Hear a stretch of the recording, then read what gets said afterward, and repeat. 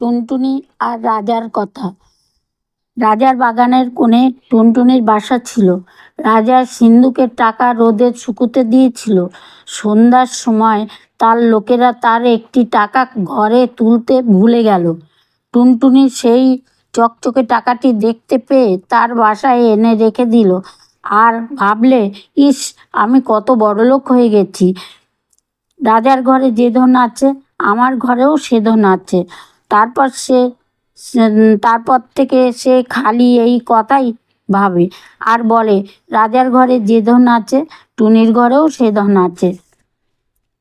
রাজা তার সবাই বসে সে কথা শুনতে পেয়ে জিজ্ঞেস করলেন, হ্যাঁ রে, পাখিটা কি বলছে রে? সকলে হাতের জোড়া করে বলল, মহারাজ, পাখি বলছে আপনার ঘরে যে ধন আছে ওর ঘরেও সেই ধন আছে।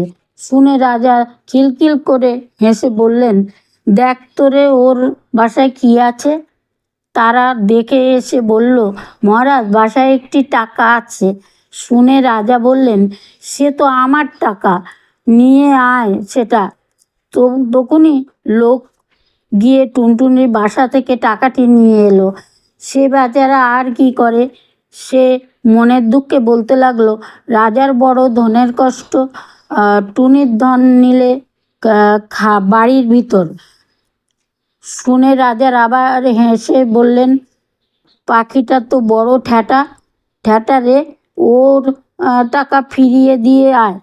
টাকা ফিরে পেয়ে টুনির বড় আনন্দ হয়েছে। তখন সে বলছে, রাজা ভারী বড় ভয় পেল, টুনির টাকা ফিরিয়ে দিল। রাজা জিজ্ঞেস করলেন, আবার কি বলছে রে? সবার লোকেরা বলছে যে রাজার নাকি বড্ড ভয় পেয়েছে, তাই ওর টাকা ফিরিয়ে দিয়েছেন। শুনে তো রাজামশাই রেগে একেবারে অস্থির। বললেন, কি এতে বড় কথা, আনতো, ধরে বেটাকে ভেজে খাই।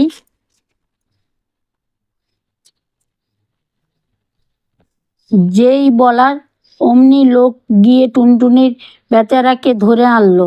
রাজা তাকে মুঠোয় করে নিয়ে বাড়ির ভিতরে গিয়ে রানীদের বললে, এই পাখিটাকে ভেজে আজ আমাকে খেতে দিতে হবে। বলে তো রাজা চলে এসেছেন আর রানীরা 7 জনের মিলে সেই পাখিটাকে দেখছেন। একজন বললেন, কি সুন্দর পাখি, আমার হাতে দাও তো একবার দেখি। তো বলে তিনি তাকে হাতে নিলেন। তা দেখে আবার আরেকজন দেখতে চাইলেন। তার হাত থেকে যখন আরেকজন নিতে গেলেন তখন টুনটুনি ফসকে গিয়ে উড়ে পালালো। কি সর্বনাশ, এখন উপায় কি হবে? রাজা জানতে পারলে তো রক্ষা থাকবে না। এমনি কথা তারা দুঃখ করেছেন। এমন সময় একটা ব্যাঙ সেইখান দিয়ে থপ থপ করে যাচ্ছে। সাতরানী তাকে দেখতে পেয়ে খপ করে ধরে ফেললেন আর বললেন, চুপ চুপ, কেউ জানতে না পারে এটাই কে ভেজে দিই। আর রাজামশাইও খেতে ভাববেন টুনটুনি খেয়েছেন। সেই ব্যাঙটার ছাল ছাড়িয়ে তাকে ভেজে রাজামশাইকে দিলে তিনি খেয়ে ভারী খুশি হলেন। তারপর তিনি সবাই গিয়ে বসছেন আর ভাবছেন, এবার পাখির বাচ্চাটাকে জব্দ করেছি। অমনি টুনটুনি বলছে, বড় মজা, বড় মজা, রাজা খেলেন ব্যাঙ ভাজা। শুনেই তো রাজামশাই লাফিয়ে উঠলেন। তখন তিনি থুতু ফেললেন, ওয়াক তুললেন, মুখ ধন, আরও কত কি। তারপর রেগে বললেন, সাতরানীর নাক কেটে ফেলো। অমনি জল্লাদ গিয়ে সাতরানীর নাক কেটে ফেললে। তা দেখে টুনটুনি বললে, এক টুনটুনাল সাতরানীর নাক কাটলো। তখন রাজা বললেন, আন বেটাকে ধরে, এবার গিলে খাবো, দেখি কেমন করে পালায়। টুনটুনিকে ধরে আনলে। রাজা বললেন, আন জল এলো।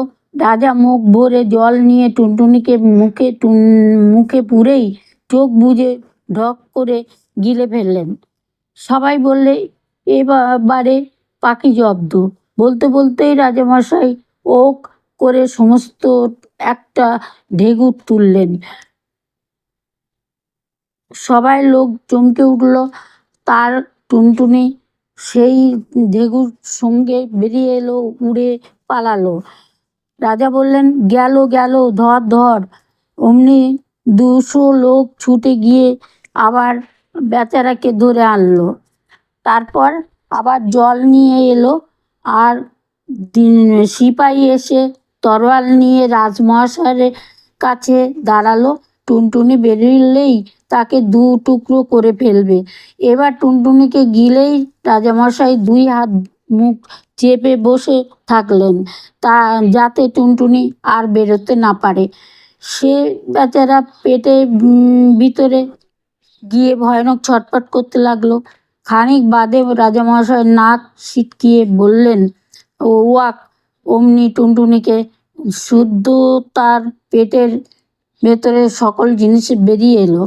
সবাই বললে, সিপাই সিপাই, মারো মারো। পালালো।